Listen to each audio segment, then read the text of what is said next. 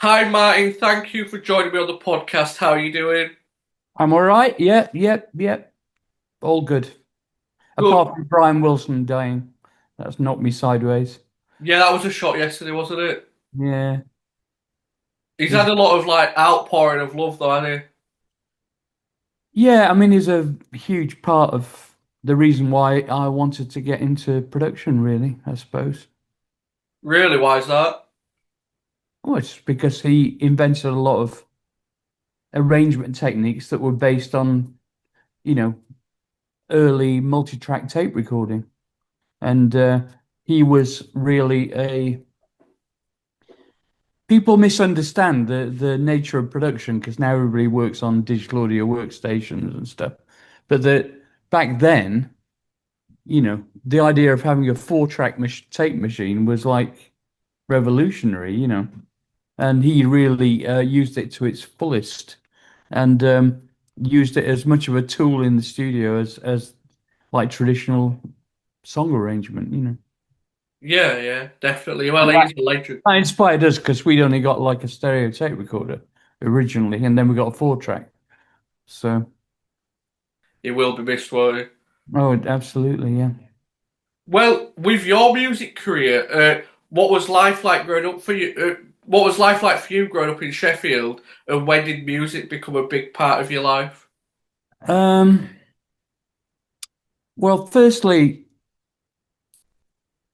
I grew up in a really poor, I mean, financially poor, not love-wise, but financially poor environment in a very old kind of pre-war two down house.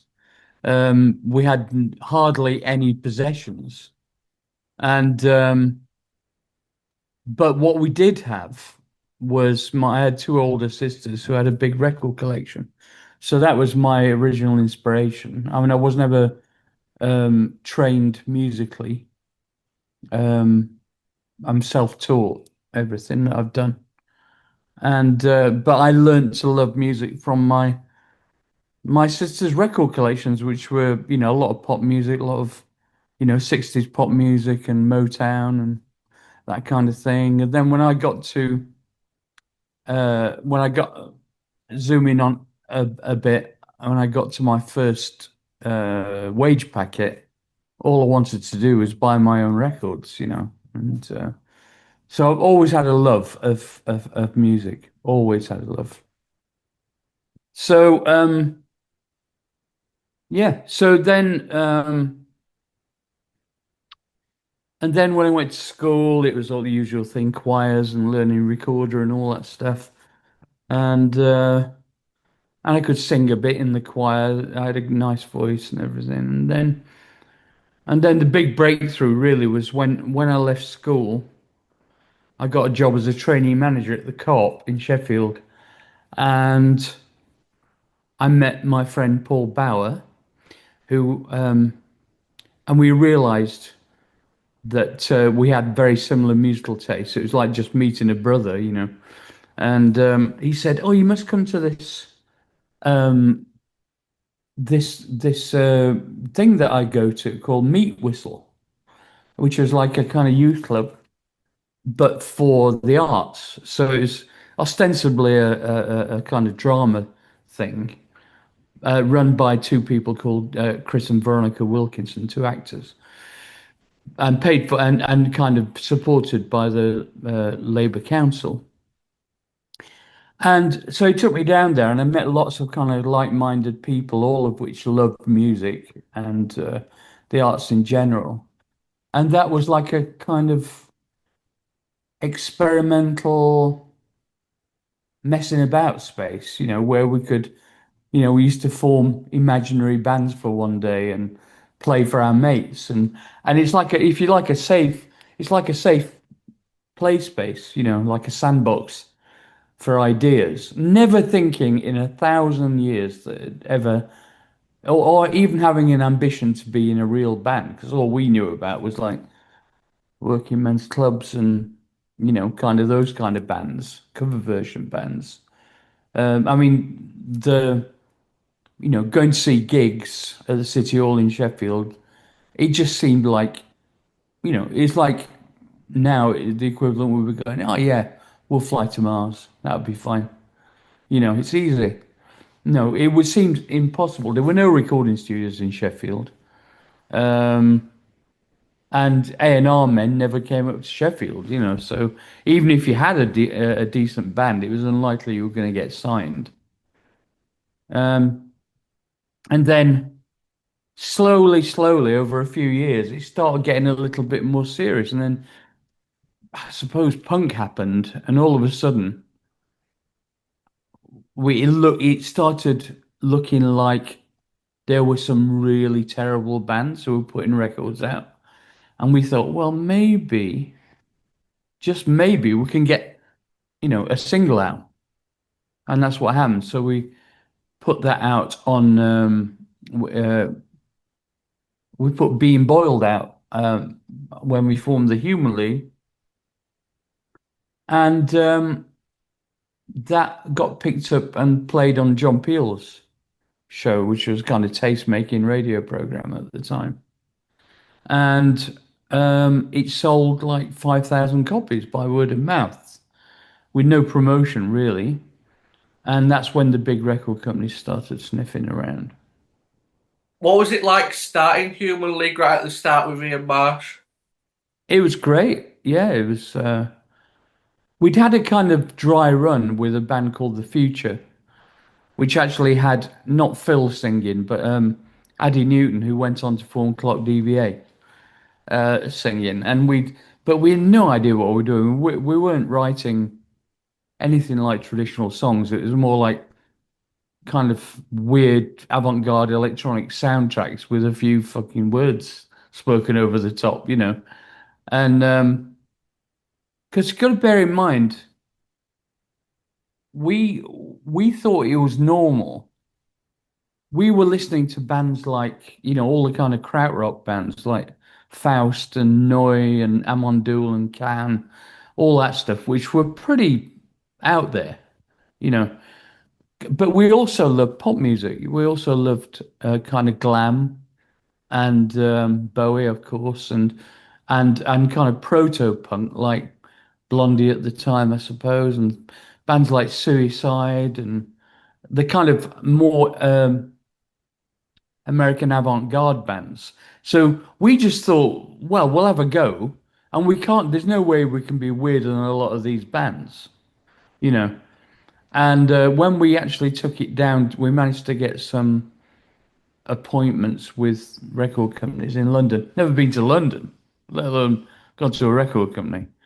And we had 12 appointments in 2 days. We managed to get it sorted. You never get that now.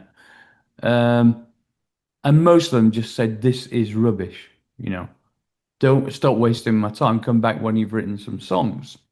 And there are only two labels out of all of them that were really supportive and said, "Look, you're not ready yet, but go away and try writing some structured songs." And they were Virgin and Island Records. And of course, we love Sorry. both of those, particularly Island, because it had Roxy Music on it, who were our idols. But Virgin were an up and coming, big independent label at that time, and they just had a huge success with um, Mike Oldfield, Tubular Bells. And so they were signing lots and lots of interesting bands. And in the end, we decided to sign with them.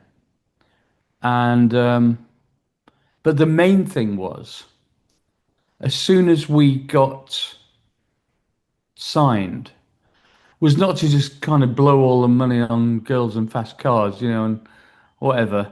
We actually invested the money into our own studio because we wanted to have control of, you know, recording our own stuff, like the Beach Boys, going back to that. And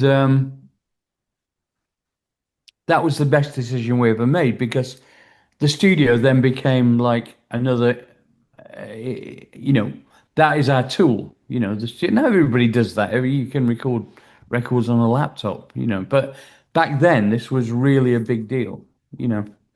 And so we did that. I remember me and Ian were both computer operators at the time with on mainframe computers that were the size of a large room and had 32K memory. Ridiculous to think about it now. Anyway, we both gave up our jobs to do it full time. And I remember my mum and dad going, "Oh, can't you get a proper job? Like work in a bank or something." I said, "Look, we've got to have a go at this." And we had to take actually a pay cut, like 50% pay cut to do it. So, but anyway, and then we started going on tour with people like Susan and the Banshees and Perubu and the Stranglers and Iggy Pop. And in fact, we did two tours with Susan and the Banshees. And so the thing about that was that that was how the record companies saw us appealing to the kind of punk rock audience, really. And most of the punk rock audience were okay. They kind of accepted it as a support act, but they really, it was quite weird because they'd never seen a band with two synthesizers and a bunch of slides, in the background and Phil's haircut and all that stuff. It was like, and we made a feature of the tape recorder playing the backing track because we simply didn't have the resources to do anything else. And OMD nicked that idea, by the way, from us. Oh, they did, yeah.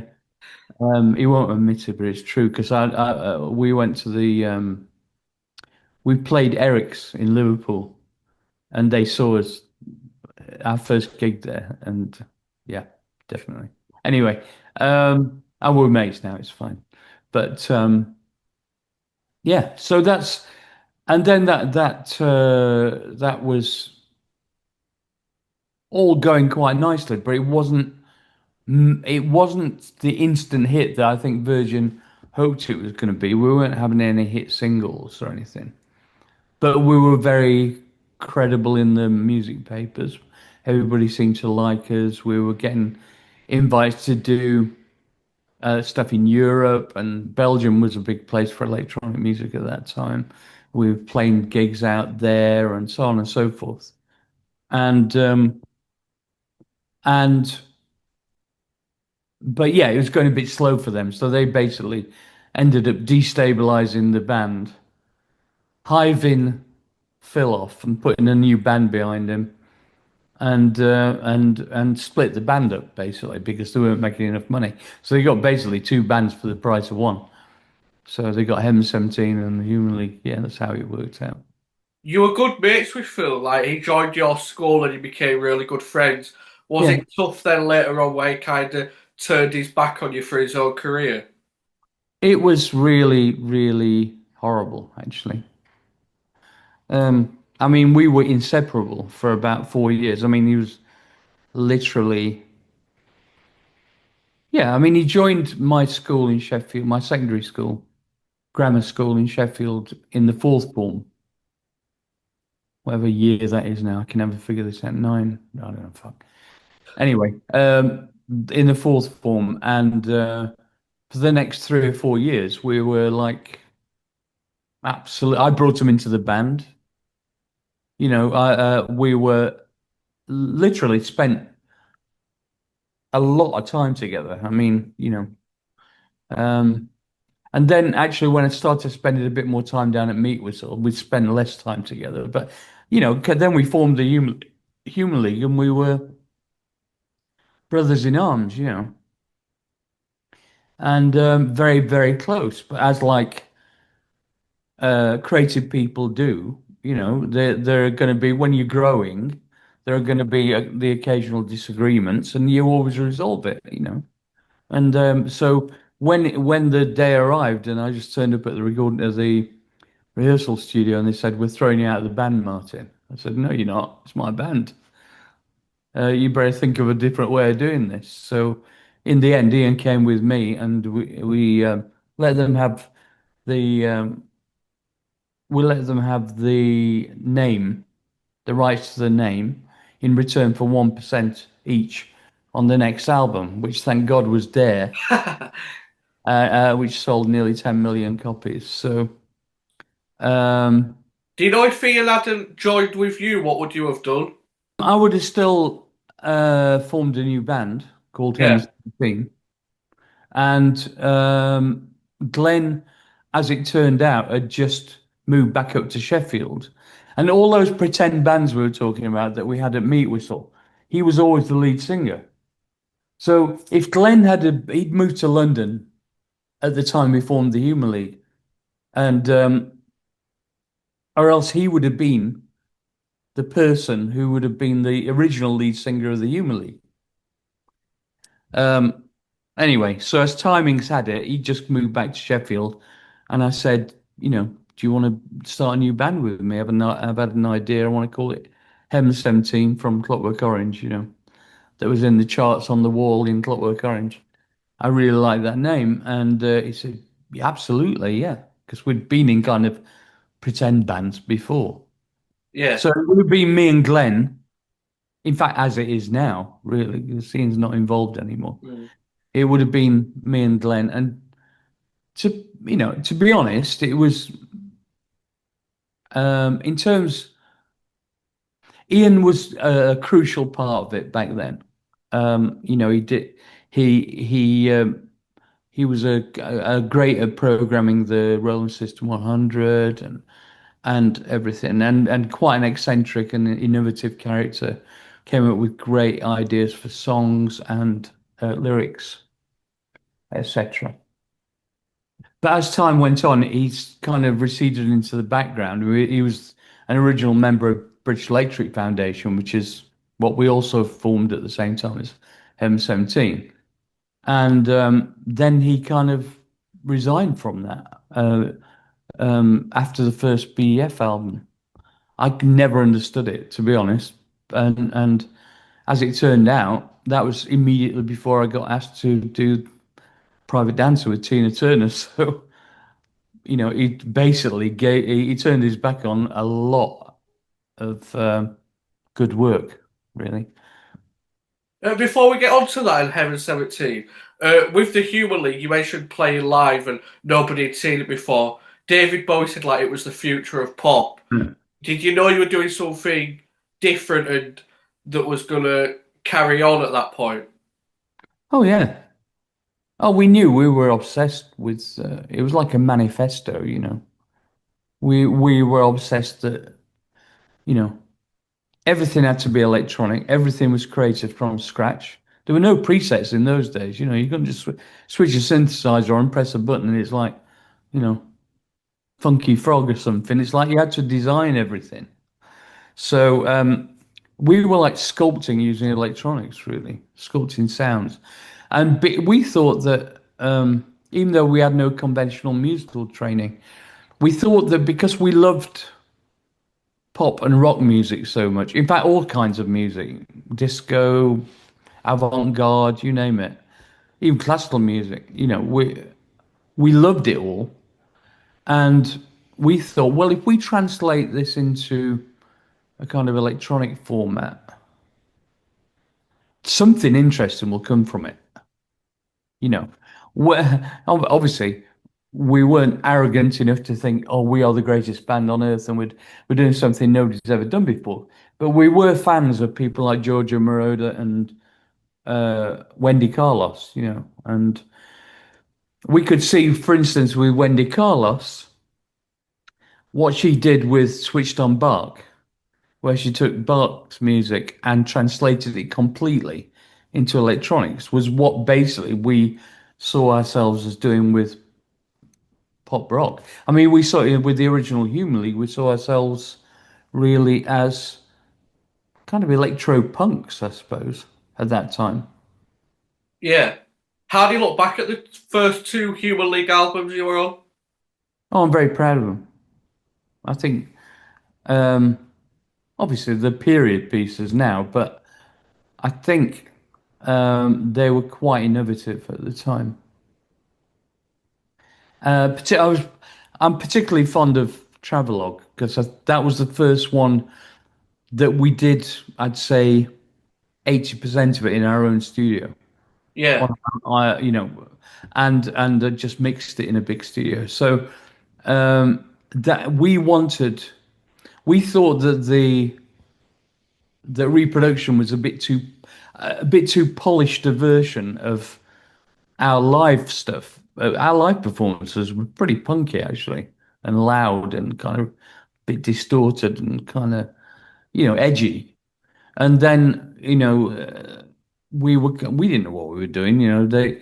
Virgin got us Colin Thurston, who produced some Duran Duran stuff and worked on Low. This is what sold it to us, Bowie's album. Yeah, And I thought, oh, fucking hell, if it's going to sound like Low, yeah. happy days, and he didn't. It sounded very clean and kind of polite, really. It's not what we intended.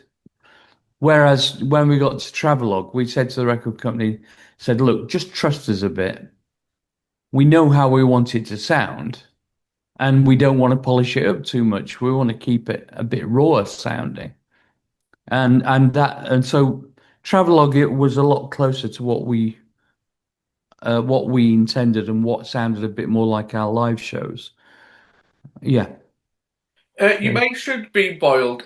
When Phil Oakey came in for his audition for Human League, Yeah. you played him the music and he wrote lyrics over it, Yeah. sang it.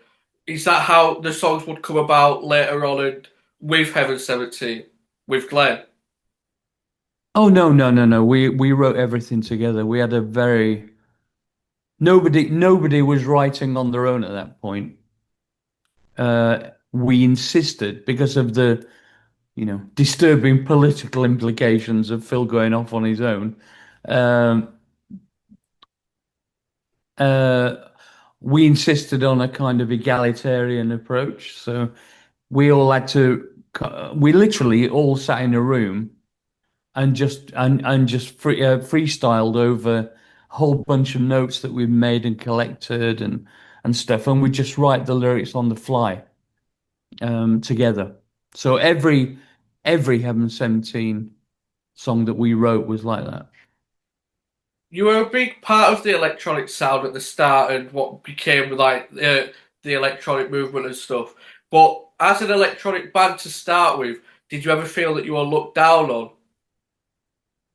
Look down on, why would that be? Like, with people think with electronic music it's just the machine doing all the work and stuff. Would you ever get? Oh, yeah, but that's bollocks, isn't it? So, actually, ironically, it's more true now with all bands, because like what isn't electronic now? Everything seems to be processed in some way. Um, so I think that the point was at the time there was a proliferation of new products and synthesizers that were relatively affordable. I mean, before that, it was things like, a Moog modular or something which cost tens of thousands of pounds. Even at the start of that, the kind of late 70s, early 80s revolution, it was really only Roland and when Roland and Korg came along and started doing cheaper versions of their kind of modular systems that everybody thought, oh, great, we can do electronic music. We don't have to break the bank. They could even borrow money from the parents or we paid for ours on hire purchase. Um, so yeah. So really it was all about timing. We just happened to be in the right place at the right time as well. Had to have a modicum of talent. But that's why I say, going back to the Beach Boys for a second, that was such an inspiration because all of a sudden you had these tools that you could mold sounds, right? Very important. Which before that, it was just like, you know, amps and guitars and drums. Drum machine, proliferation of drum machines, very important. Um, and there was that kind of Goldilocks period from like 76 through to 85, where it was a revolutionary decade, that really, in terms of technology. And the reason why I stop it at 85 is because that's when the first samplers started. So that's another that's when that's a new phase of Yeah, you can sample everything. You know, you can get sample libraries and presets and and then it's like appropriating the kind of building blocks of other people's creativity, and which is creative in itself. I mean, I love things like, people like the Avalanches who use 700 samples on their first album, and stuff like that. I mean, there are some amazingly creative people and to this day, everything's well, not everything, but a lot of people, a lot of today's music is samples, right? yeah. So even orchestral stuff, even stuff here on the TV, you know, or films sometimes, somebody's knocked up on Apple loops, and GarageBand. Yeah. Well, I'm not being facetious. I mean, it's true. You know, No, there yeah, yeah. there was a couple of number ones recently in America that were made on GarageBand. Really? Yeah, Jeez. it's amazing, isn't it? Yeah, it's crazy how far it's coming. How Mm. far it's all come along.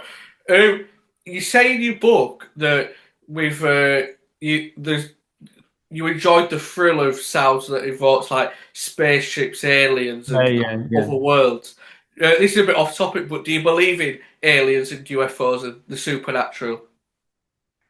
Well, I mean, it's a cultural phenomenon, isn't it? So it's not a new thing. I mean, mankind has, having traveled the world, and I'm fascinated with history and ancient history and everything. And I've been to various, kind of Neolithic sites around the world and blah, blah, blah. They were all interested in the heavens. They were all, I've been to the world's biggest telescope in the middle of the, in called Paranal in the middle of the Chilean desert, Atacama Desert, and seen the stars from there. You go, they look about 100 yards away because Gee. there's no shimmer and there's no moisture in the atmosphere. So it looks like a star cloth, and you're going, oh, I understand. Everybody thinks, they were as much part of their lives as sheep wandering around or whatever, And so I don't think it's a new thing. I don't think believing in some of the uh, otherness is not a new thing, be it religion or aliens or, you know, I mean, what I think is weirder in our world, in the Western world now, is like truth seems to be an optional like bolt on to reality. It's like what's true and what isn't. Who knows what's real anymore? This could be me as a, if you put it out, it could be me as an AI fucking manifest. We don't know. I mean, it's hard to tell now. It's getting it's going to be exponential. So within 5 years, you won't have to talk to me in the flesh. You'd just be able to go, can you manufacture a video blog with Martyn Ware? And it'll just generate me. Scary, innit? Yeah. Well, you won't have to ask the questions either.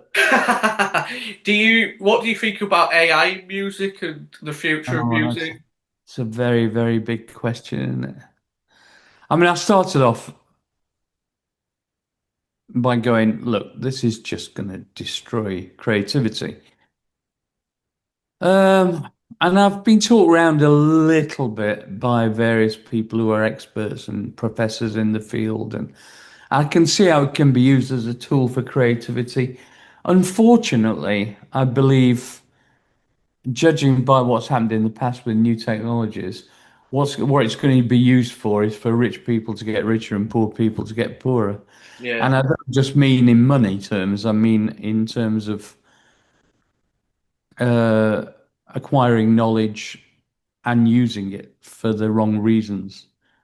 So AI, everybody thinks, oh, right, it can do this and it can do that and blah, blah, blah. And it can, oh, look, you can ask Grok whatever you want and all this.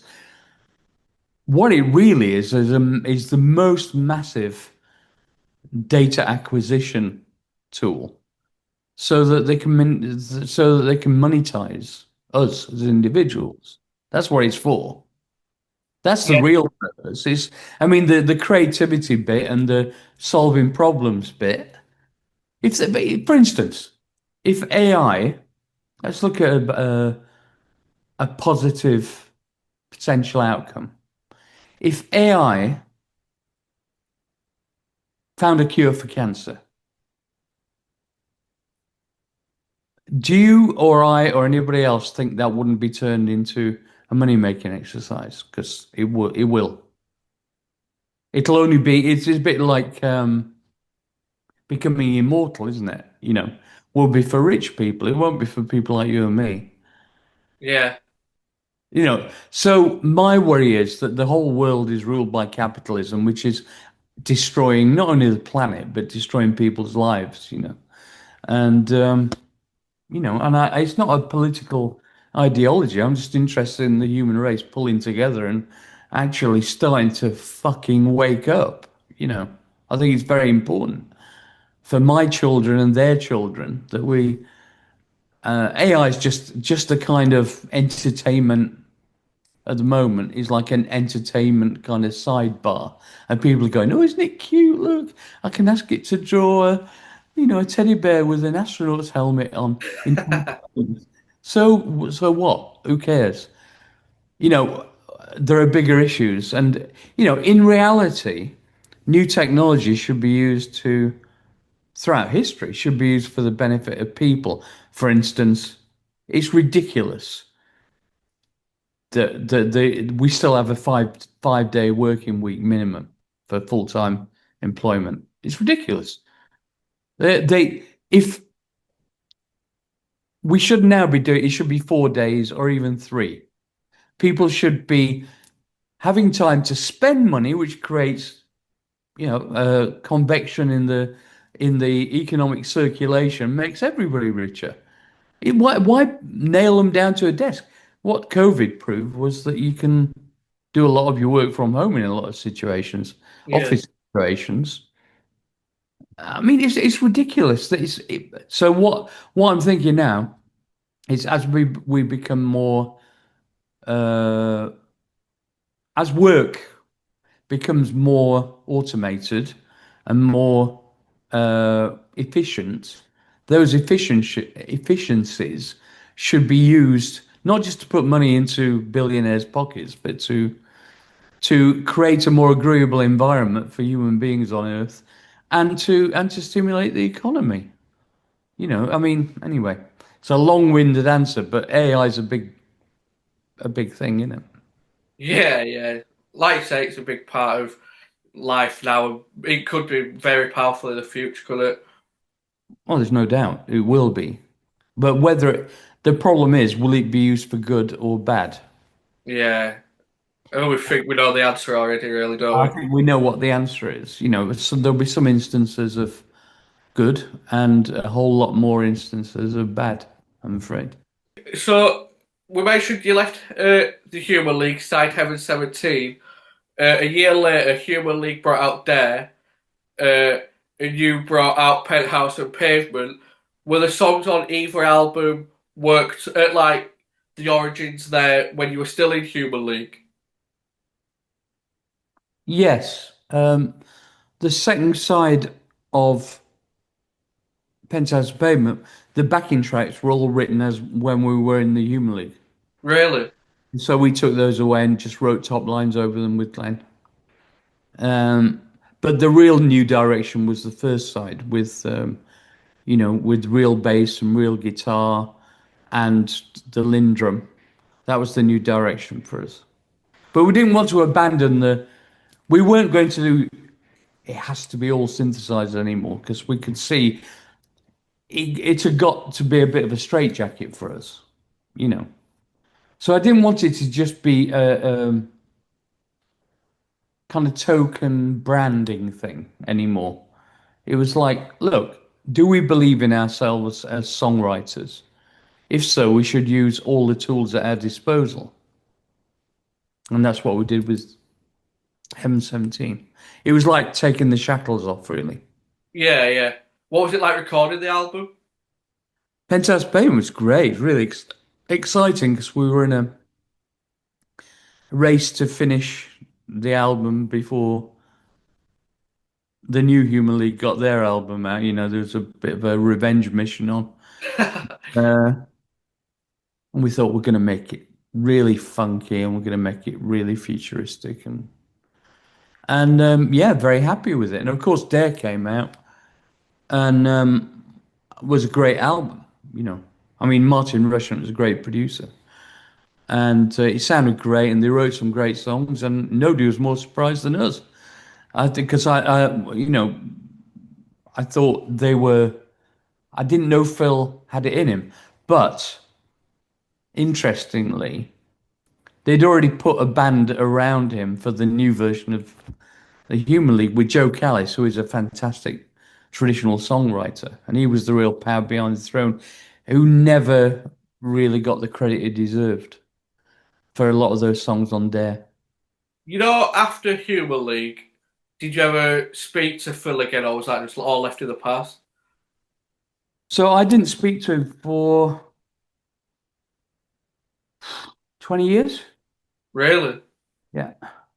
Um, and then one day the BBC rang us up and said, look, we're doing a documentary about the split, the Human League, how, you know, the split and and where, you know, where you're at now with M17 and this was in, yeah, it must have been 2001 probably. Yeah, somewhere around there. Anyway, 2000 perhaps. Um, and they said, look, we'd really like you to, um, you know, would you agree to meet up with Phil? I said, look, enough water's gone under the bridge. They've had loads of albums out. We've had loads of albums out. We've grown up now. You know, um, I said, yeah, why not? Be nice to see him. You know, I didn't feel bitter about it. I did for years, but it's all faded away. So they got us on a Sheffield tram where we met each other and the girls, and we all got on well. It was really nice to see each other. And then you know we said, oh, maybe we should. You know, we had lunch. Then a couple of weeks later, I said maybe we should do some. You know, maybe do some writing together or something. And yeah, I mean, Phil was, you know, always cautious and everything. I think the girls put an end to that because they were frightened they were going to be written out of the plot, you know. Yeah. Um, and so it didn't go anywhere. But we did a tour together in the early 2000s, the Steel City tour, which was all right, but it was fine. So yeah, we it wouldn't fall out or anything. But then, you know, I kept trying to contact Phil and he just wasn't responding. So we bump into him at various festivals and he's perfectly, you know, kind of friendly and everything. The girls are as well. Good luck to him, you know. Yeah, yeah.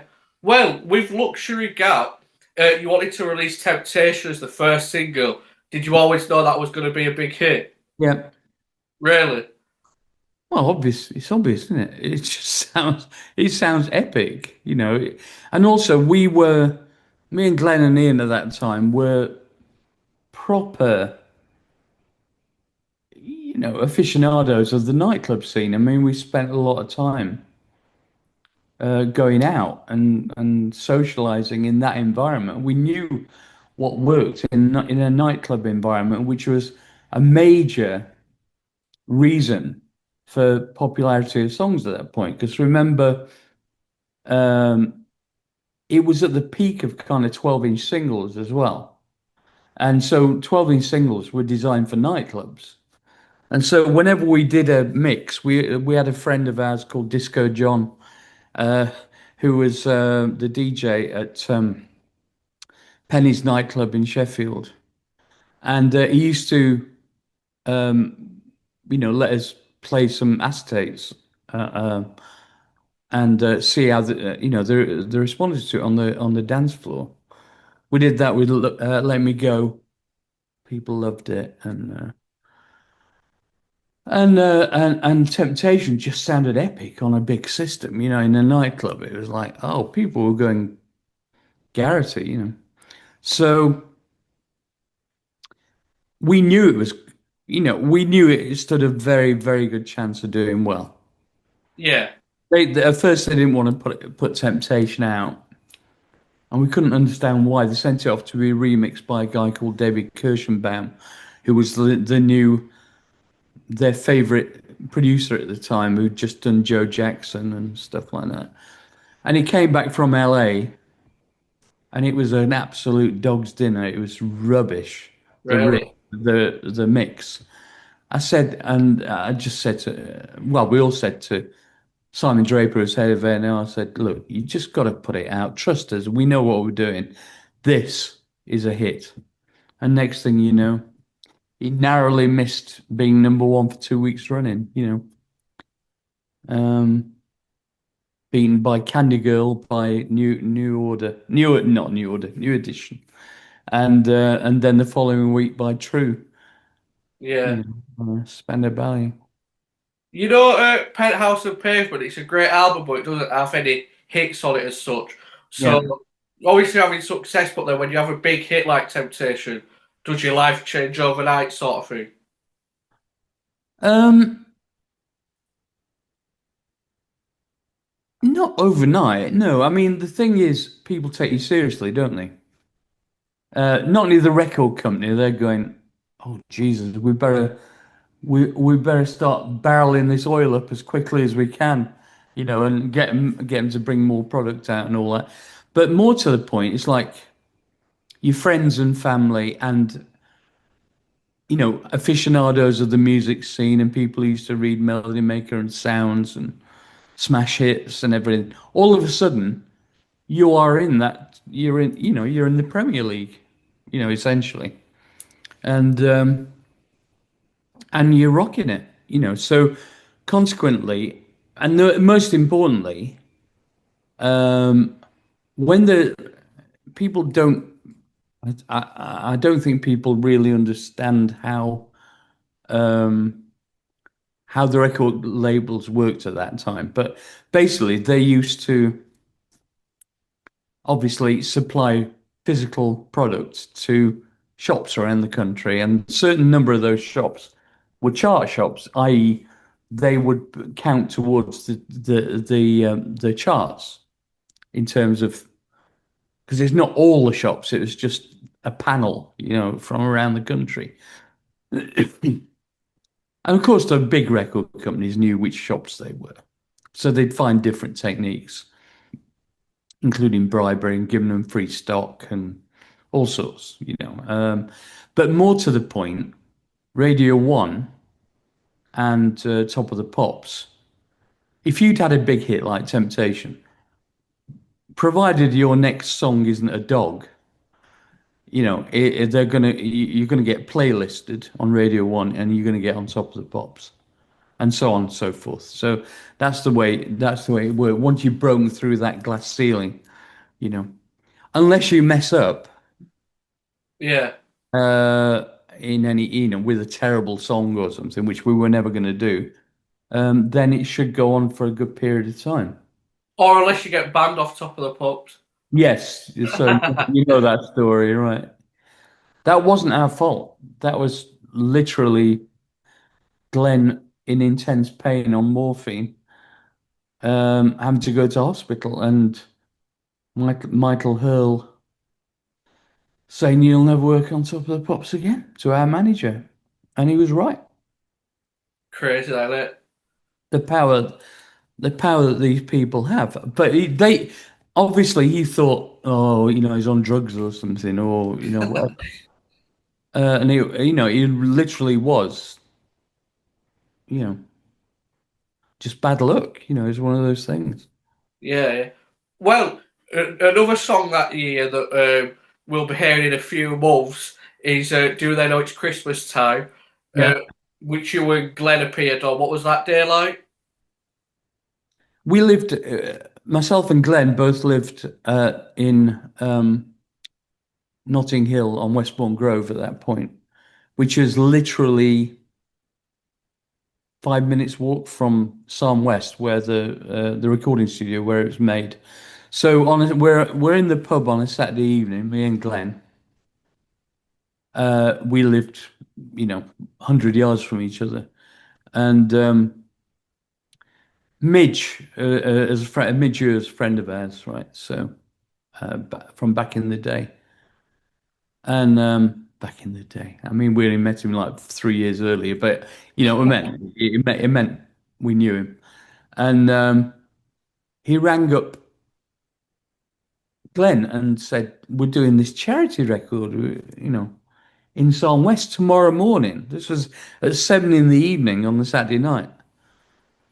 We were in a pub called a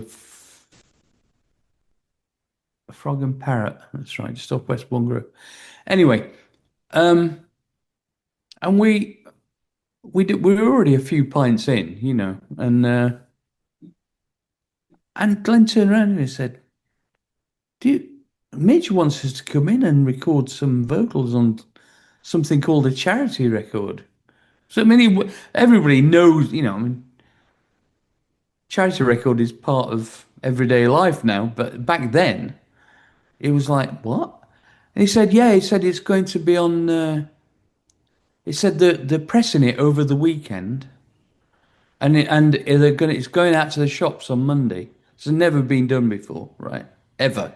Charity record, non-charity record, and it's going to be number one next week. I said, sorry. I said, yeah, we got agreement from all the record companies, all the shops. They're ready to press. The pressing plants are ready as soon as it's finished. For the, for Band-Aid. Anyway, so okay, yeah, why not? It's only down the road. We'll just turn up. They didn't tell us. They said obviously there's other bands involved. They didn't tell us who was going to be there because we knew Midge and I knew Bob as well because I'd recorded with Paul Yates on the first BEF album. And so I said, yeah, we'll come down. So we're there the following morning with a bit of a hangover, drinking milk, trying to sober up. And we turned the corner into Basing Street, which is where it was. And it's like, couldn't believe it. There were literally 100 people there. Most of whom were reporters. There were TV crews with satellite dishes and people we met on Top of the Pops were there, artists and managers and everything. I'm going, what the hell is this? Never seen anything like it. Anyway, we went in there and you've seen the film of it being made and all that stuff. And they said to Glenn, "Oh, do you want to do one of the lines?" With and I said, "Yeah, absolutely." And like our mates were there, Boy George and Paul Young, we knew really well, and all these people. And there was rumors that Bowie was turning up, but he didn't. And then um, Bono, who I don't have a lot of time for, but You're a bit arrogant, Wally. I don't, I don't like him. Really? Come on, it's like any profession. There are assholes and Oh non-assholes. yeah, I mean, he's an asshole. yeah. Let's put it bluntly, and I'm afraid to say Bob Geldof is as well. Yeah. News flash. I think people know anyway. But he thinks he's got a heart of gold, but in reality, it's something different. I remember being on a plane with him, going to New York, and he spent the first 2 hours of the flight. They booked him on. I was going to this music conference called New Music Seminar, and I was sat next to him on a transatlantic Virgin flight. He spent the first 2 hours, this is in 1981, saying how brilliant Margaret Thatcher would be for the country. And that's God's honest truth. I had to move seats. Jesus. Yeah. So forgive me if I took this kind of. I mean, he got the job done, didn't he? Band Aid, Live Aid. So that's, you got to admire that. Anyway, moving on. So And Midge is the opposite, by the way. He's an absolute sweetheart. And for that reason, he didn't get as much credit and attention as what he yeah, deserved. I was gonna say, he doesn't get the same amount of praise Bob Geldof does for it, does he? Bob Geldof.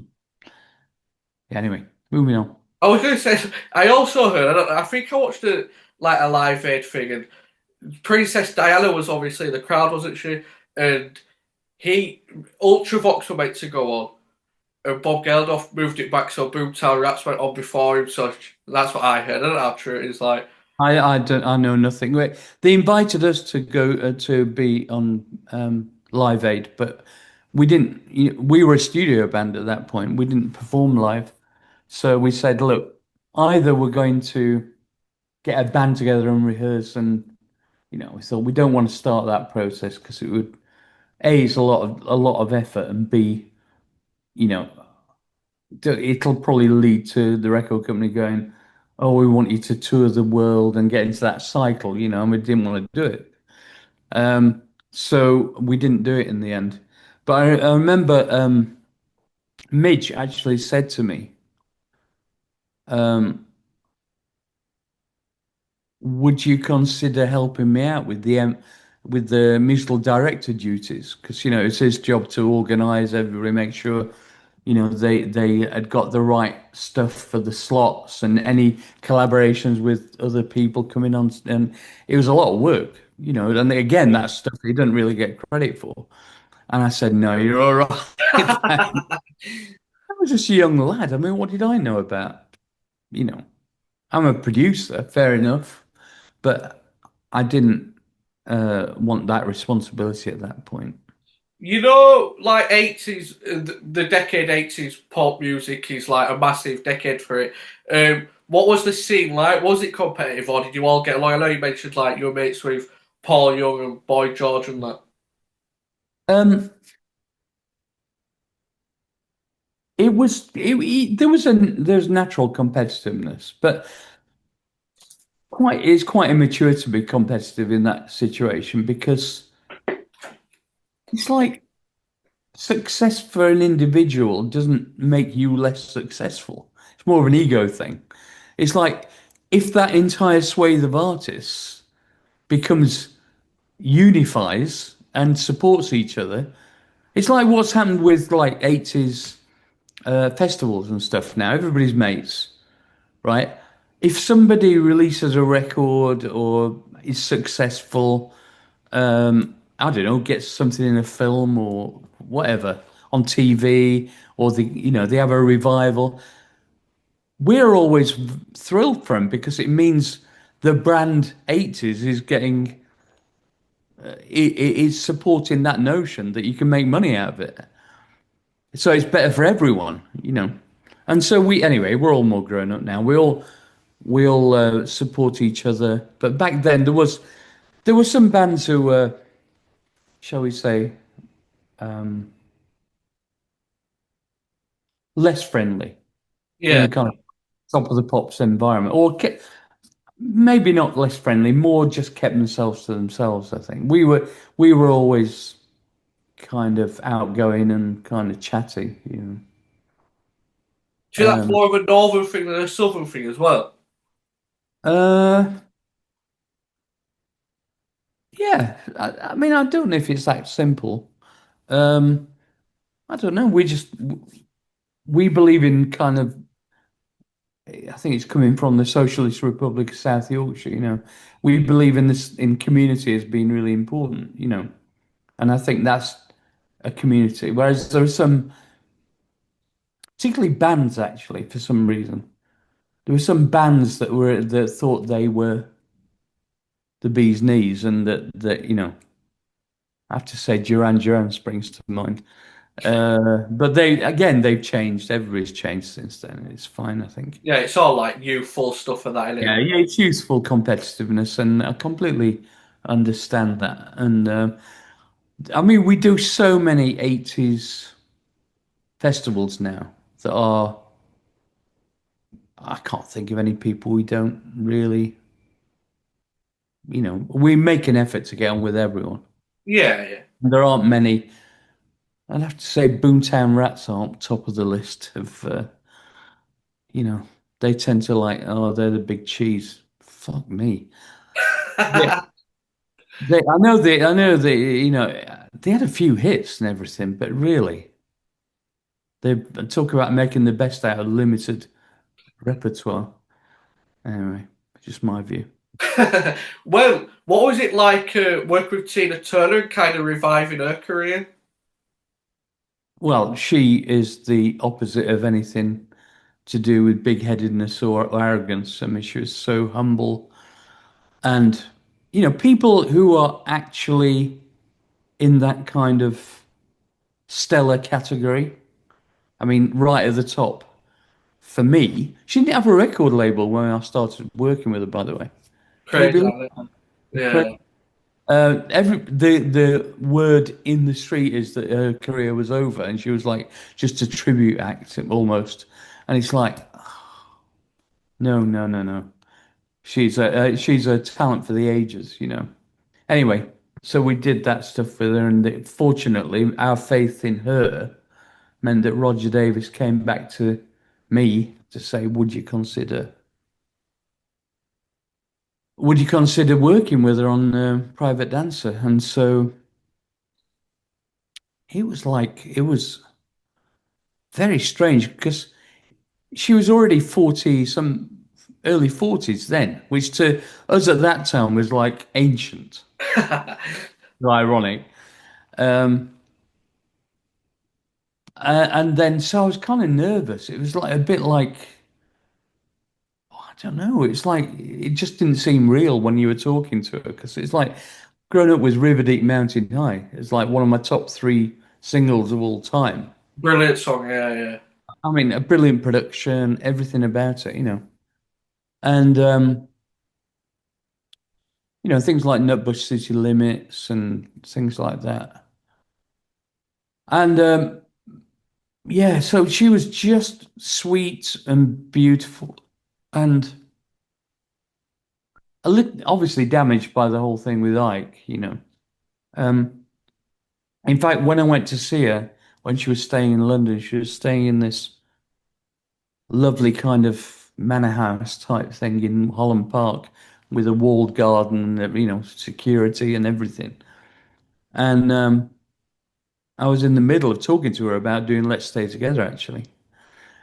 And then this one of her guards came in and whispered in her ear something. And went, what was that? And so it's Ike trying to get over the wall Jesus. to get money off her for drugs. Crazy. Yeah, and that carried on until he died. That kind. Really? So anyway, she found her faith, didn't she, with Buddhism, and that helped her a lot. And she got some nice people around her, and what a talent, incredible. Yeah. I mean, really, there will never be another Tina. What was it like watching her singing in the studio? Was that unbelievable? It's just like, I don't know how to describe it really. It seemed completely natural to her. Yeah. It wasn't having to make a great effort.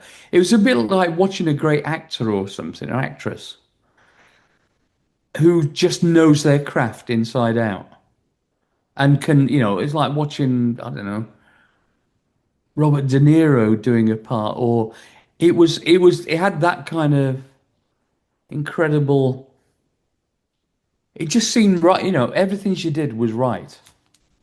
And she clearly ordered it in her mind with Let's Stay Together, for instance, how to interpret the song. So she could have spoken that lyric and it would have had the same impact on you because she was acting it.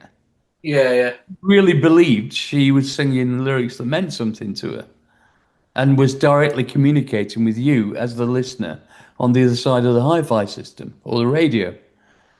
And I'd never experienced that before, and you're lucky if you ever experienced anything like that in your lifetime, to be honest, as a producer.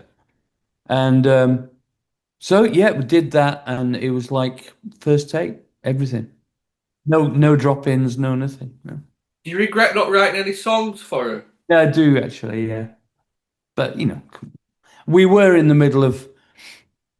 It's not like now where you've got your own studio and you can just record anything you want, and it's like those days studio time was expensive, so we were in the middle of recording Luxury Gap, and we were running out of time. I said, look, we can't take a week out to write a couple of songs and then another week to record them. We just don't have the time. But we can afford a week probably to do a couple of cover versions. And that's why we ended up doing Let's Stay Together. But the thing is, Let's Stay Together was a huge breakthrough for her. Yeah, yeah, Biggest selling 12-inch record in American history at the time it came out. So, it's all right saying we would have earned more money as a percentage, but it might not have been a hit. yeah, yeah. So swings and roundabouts. Are you more proud of boosting, like reboosting her career, or being at the start of Terence Trent D'Arby's career? Uh, that's a good question, actually. I hadn't thought about that. But I think it's about equal, really. I mean, Terence is very. I mean, I've got to call him Sananda now, or else he'll kill me. So Sananda Maitreya. Sananda. I'm in daily contact with him, but I just had two messages there while we've been talking. Uh, to this day, yeah. Um,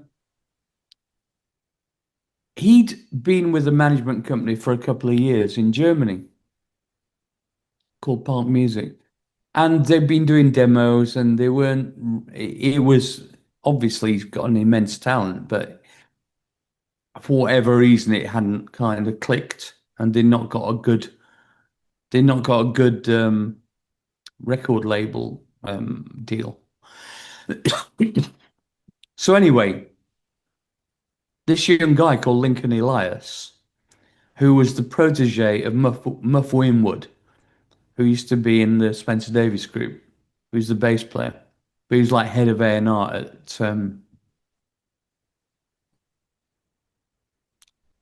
Sony, I want to say, Capital, I can't remember. Anyway, Sony, I think. And he'd just taken on this guy called Lincoln Elias, who was like his protege. And Lincoln was like 18. And this is a great story. So they just decided they were going to sign Sananda, but they wanted a fresh approach. It was obviously something different. And he got some interesting ideas, but it needed kind of knocking into shape. And they said, and obviously I'd already done Tina and various other productions and blah, blah, blah. And, um, and yeah, Lincoln had just joined the company. And he said, have you thought about Martyn Ware? To Muff. He said, oh yeah, that's not a terrible idea. He said, only I've just left school and my final project in my music A level was British Electric Foundation. How about that for serendipity? So, Crazy. uh, and he knew all about me doing Tina and, but also me working with lots of different types of lead vocalists. I said, all right, then we'll get him in and well, I'll tell you what, we'll ring him up and we'll send him a cassette of the latest demos. And I put the demo on, and I'd already agreed at that point to do another production with Wet Wet Wet for a new album. And anyway, they sent me this tape. I said, send it over and I'll have a listen to it. I just thought, this is absolutely amazing. And it sounded like outtakes from the peak of Stevie Wonder's career at this point. Obviously raw, but just songwriting wise, I just thought, what a voice and what interesting songwriting. And obviously, this guy knows his stuff, you know. Anyway, the next I got a meeting with them the next day to meet him and his managers and the record company. And I went in there and I thought, I really, really want to do this. So I just went in there and I said, before you tell me anything, nice to meet you and everything. I just want to say, I know what you're aiming for, and I'm the person to help you do it. I grew up with soul music. I grew up with Motown. I grew up. I've been to Northern Soul clubs. I understand what you're aiming at. I know your influences. I understand it. I said, I know you sound like Otis Redding, Sam Cooke, rolled into one. A little bit of Marvin Gaye. I know what you want to do, but it needs to be framed in a contemporary style. And they went, right, when do we book the studio? I mean, Sananda just made a decision on the spot. Was he And really good to work with as well? Then was he easy to work with? oh, he was amazing to work with. He'd already got a kind of live band that they'd put together who were great. Um, and he'd already done some demos with a friend of mine called Phil Legg. No, sorry, he's one of my best friends now, but I'd never met him before. An engineer called Phil Legg, and he worked at this studio called Battery, where we did the first bit of recording. And oh no, it wasn't Battery. Anyway, it didn't matter. Whatever the home studio was for that, and it was Robin Miller's home studio. And so I went in there and I got my array of, I got my array of synthesizers and samplers and blah, blah, blah, blah, blah. So, we could make it sound as futuristic as he wanted and drum machines and blah, blah, blah. And it was like me, Phil, and him. I said, look, it's us against the world, right? We don't allow A&R people or managers to hear anything until it's done. It's just, this is our world. If you want it, and I explained this to the record company and the management, I said, look, we're not looking for your opinion or your endorsement. We know what we want to do and we're going to do it. When we finished it, if there's anything you want to change, we can discuss it then. But until that, we don't, you know, we don't want anything interfering with the flow, if you know what I mean. Yeah, yeah.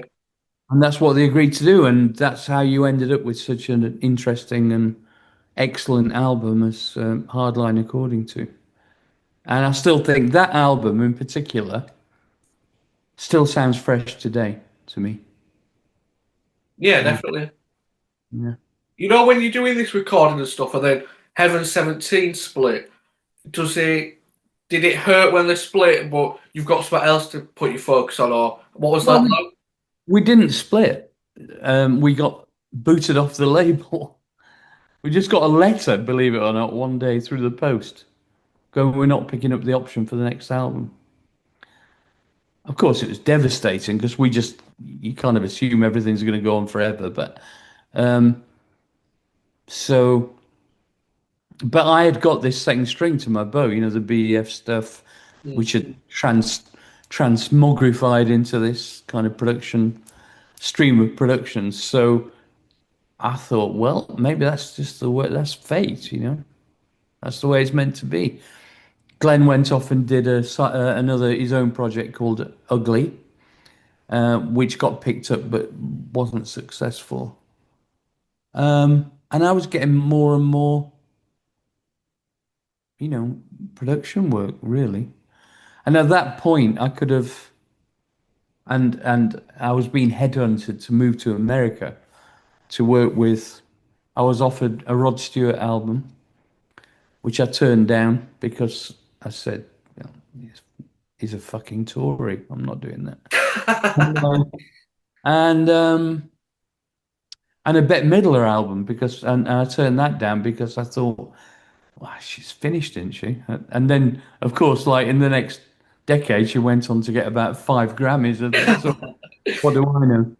Um, so really, in reality, I could have moved to America and had an entirely, I could have become a multi-millionaire and turned into an asshole, and I didn't really want to do that. So I stayed in London and continued doing lots of productions. Yeah, worked with Erasure, worked with Mark Armand, worked with did Erasure's most successful album in America. I say. Evan 17 got back together. What's life like now in the band? Well, we've been when I produced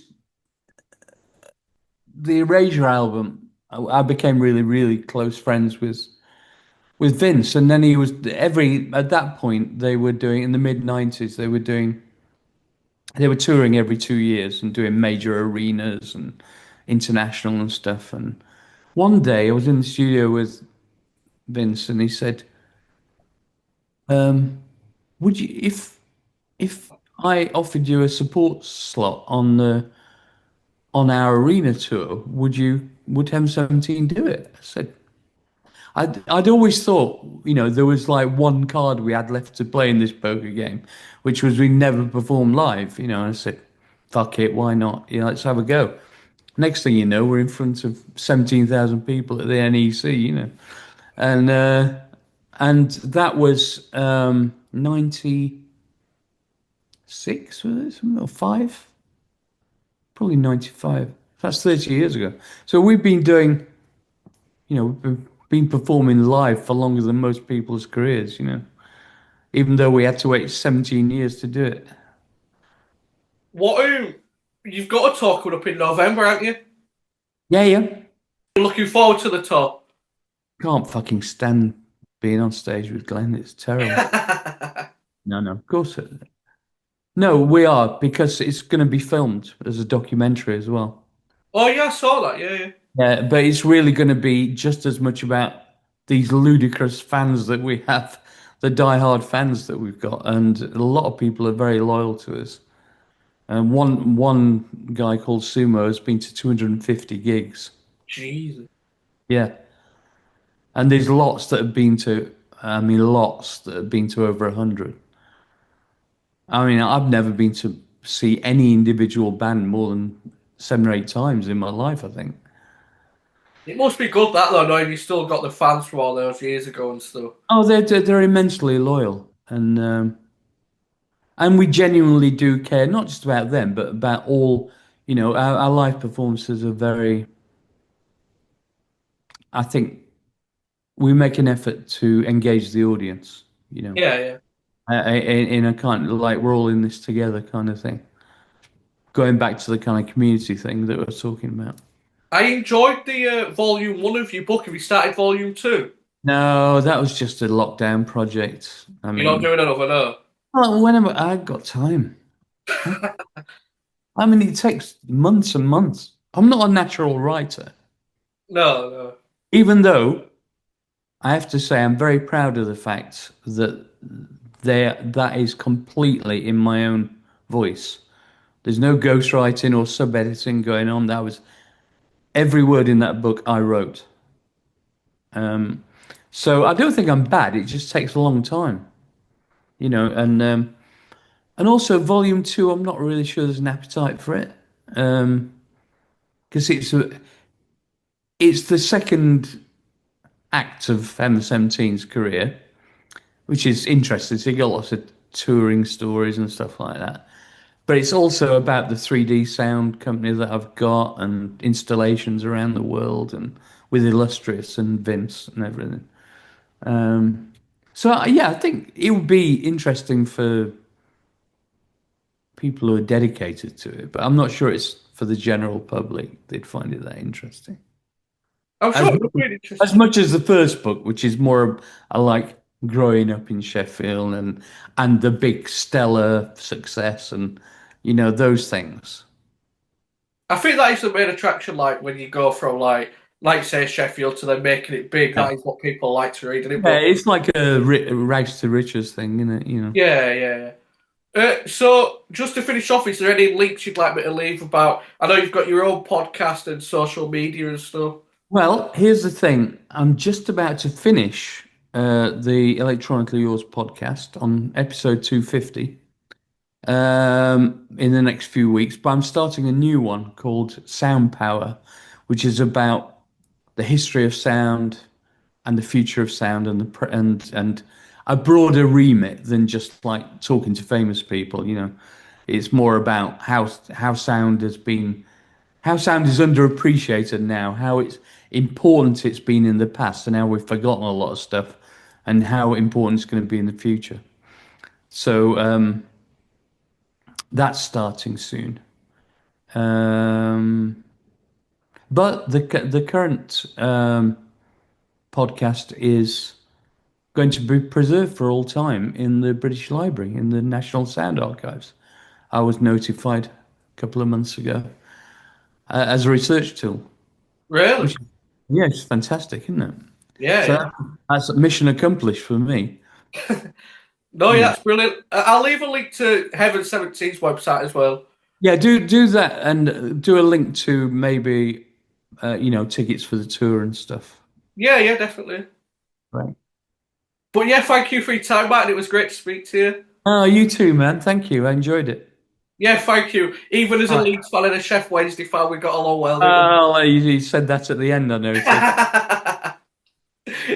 Oh, mate, I'm just frightened whether we're going to exist in time for the new season. Our owner is running us into the ground. He's not paid the staff and the footballers Really? this month at all. They've had a problem with him for a while, though, aren't they, the Yeah, fans? yeah, he's a total asshole. But this is a new level. He's not paid people. Yeah, that's bad. That is. I mean, but for the staff, I mean, footballers can probably afford it, but to not pay people in the ticket office or ground staff or stuff like that is unforgivable, isn't it? Yeah, it's disgusting. That yeah. So anyway, to be honest, rivalries pale into insignificance. Um, anyway, it looks like Chris Wilder's going to get the boot, which makes me laugh so much. Oh, good that they missed out on it at Wembley. Yeah, I enjoyed that. That was funny. That was funny because he was giving it large, non-stop all season. He's always in pubs singing about Chef Wednesday, like, isn't he? He's just not a nice person, He's I don't really have any great antipathy towards Sheffield United, but I can't stand him. Yeah, yeah, I don't like him. Yeah, and I've got a lot of Leeds United mates, by the way, as well. Really, yeah. I have any resentment about Leeds. They seem to be well run. Good luck to them. Yeah, yeah, it's going well for a change, actually. Yeah. Yeah.